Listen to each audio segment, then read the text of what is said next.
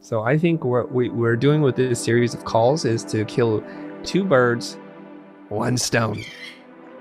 We're going to help you create content that's most natural to you, the easiest way. And then from there, I think we start to find out who we are. We find our voice and we build community around that, and we enroll people in our story. We're calling this stories that win hearts and minds, because we have to do both. If you are a long-time viewer of the future, then you probably know that Tris has always been an advocate for content creation to get lead. That is the best way to gain trust from your customer. But a lot of people struggle to do that because it's really hard for them to jump on the content game. Therefore, we want to help you to find a way that fits you the most, that doesn't require a tons of work from you. In this series, we'll cover a lot of topics on lead generation, especially content creation, and how you can do it too. I'm starting to figure out what works for people, and also stepping out of my own comfort zone into a place where I'm sharing more as well. I want to tell you what the goal of stories are. We want to be able to create an objective way to measure whether or not you have a good story or not. And so what we want to do with any piece of content that we make is it's got to be returned for the effort, the ROI. So we want to create highly engaging content that really connects with our audience of choice. So this is the part you need to remember here. You want to tell a personal story. So you have to be in your story. It has to have your voice. It can't be something that somebody else writes. And we kind of have to see your writing creative DNA in your story. This is really critically important. That means you have to reveal something of yourself that no one else can claim. It's not as hard as it sounds. We've been too busy hiding ourselves. Now it's time to show a little bit of it, okay? Now, if this is at all possible, that elicits an emotional response. We want people to get angry. We want people to get tearful, to feel relieved or inspired. We want them to feel something. This separates you from a machine and a robot. You're not a copy and paste creative. So we have to filter this through your lens and draw an emotional response, and that way we connect human to human, H to H. And the stories can be good and can be dramatic, but if it's going to have a lesson in it, it's going to be memorable. So we want to have a clear takeaway, not takeaways, just one takeaway. If you build it around this, you might actually have more takeaways, but if you try to do too much, you might have zero. Okay, so what we want to do is tell a personal story that elicits an emotional response with a clear takeaway. So when you're writing your story, you're creating a logo or a website or something, you're never quite sure if it's working. So you just put more energy into it. And you don't have a clear compass or direction to go in. And it feels almost always that when the deadline appears, it's good enough. It's time to deliver. But we want to move away from that. So what I want to do is create an objective scale where we can look at our own ideas and the ideas of other people. And this is how we have a fair and transparent critique process, where we can determine if the idea is true or is false, or if it's better or worse, or right or wrong. But we all almost want to be binary in it because it removes the guesswork. When we introduce feelings and subjective observations, it makes it much harder to figure out if we're on the right path or not. If I tell you write a good story, well, what is good?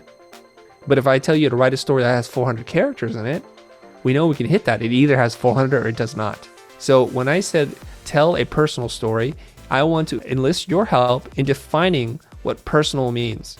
I want to figure out questions that we can ask ourselves where the answer is either yes or no, true or false, positive or negative, to determine if the story is personal or not. So how do we determine if the story is personal? My question would be, can someone else write the story other than you? If the answer is yes, go back to the starting point. And I just wrote something very simple and broad and generic, but maybe it works. Does it make you feel something by reading this? Can you remain indifferent after reading this? There's two ways that we can look at this. After you write your story, you need to go through this checklist and see if you hit it. If you can't score positive or whatever the affirmative is on each one of these, then you have to go back and say, well, what can I do to engineer a story that's going to do this? If you don't have a struggle in there, it's going to be problematic. I already know that. Then the second part to this is when your performance partner or your chat buddies post their story and they say, what do you think? We don't want to just say, I like it, I don't like it. We want to say, well, I don't recognize where the struggle is. Or I'm not feeling anything after reading this. And it would be more relatable and empathetic if you did this. You see how it changes it from being subjective to being much more objective and neutral without judgment. And that way we're not reacting or defending, we're hearing when we're going to respond. That's the goal. Okay, the takeaway. Okay, so what actions do you take on a personal level when you see something that has a clear takeaway? So here's the criteria I use. If I read something, if I watch a video, what actions do I take that let me know it's valuable? That there's a takeaway here. Okay, I'm not gonna tell you my answer just yet. You see what I'm saying? Like when you read a book, what lets you know that's a good book? That it's full of nuggets. When you watch a video, what do? What actions do you take that let you know it's full of takeaways? And when you read a post on Instagram or on LinkedIn, what do you do? What actions do you take? Okay, I hope that helped. My question would be, are you likely to share this? No takeaway, no sharing. Will you save this? And are you likely to take notes? If I'm likely to share it, if I'm highlighting things as a part of my note taking, and if I'm saving this for later, which I do often, I drag a meme off the internet and put it into a folder to deal with because I know there's something there. It's good. It's a really good indicator that this is a piece of valuable content. So this is pretty strong, I think. If somebody has a really good one, I'll hear it, but otherwise I think we're pretty good. So here is the key takeaway. The formula to tell a story that can win heart and mind is that you need to tell a personal story that elicits an emotional response from your audience, because that is how they will connect with you. After you tell your story, you make people feel how you feel. Here is a critical part. You need to have a clear takeaway. What is the lesson? What do they supposed to know? This is the time for you to sum it up because people don't always understand what you mean. Make it easy for them. Give them something that they can do with their life. And usually they only need one thing. Don't make it too complicated, otherwise nobody gonna do it. And when you start applying this method, make sure that your story pass this question to guarantee a high performing post or content. If you can do this, you will do really well with your content marketing, whether is it on YouTube or Instagram or LinkedIn.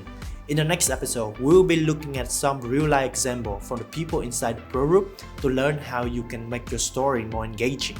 And trust me, it's gonna be good. So remember to hit the bell to receive notification when is the last episode gonna release. Thank you for watching until the end, and I will see you in the future.